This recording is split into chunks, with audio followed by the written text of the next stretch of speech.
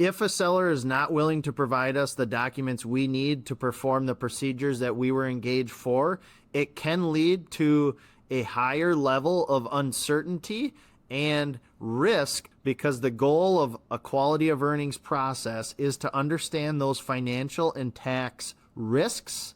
that the users of that quality of earnings report can then use to decide whether or not the deal is priced appropriately based on the risk factors they now have in front of them.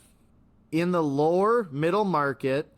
entrepreneurs commonly have many businesses they're actively involved in. Sometimes the cash for the target entity is used to fund operations of a related party entity that we as a buyer are not acquiring. We need to understand what is the actual recurring revenue and expenses of the target entity that we as a buyer are acquiring, and not the activity of those related parties that we will not be acquiring as part of the transaction. Sometimes the seller is not willing to provide us the information necessary to understand those relationships, which may lead to both parties walking away from the deal. In some cases, sellers are unwilling to allow the buyer contact with their customers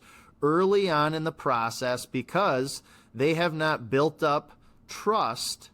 But later in the exclusivity period, once there's a higher certainty to close, sellers should and generally are willing to provide the buyer access to their customers so they can understand why those customers are sticky to the company, or if customers are sticky to the seller and not the company.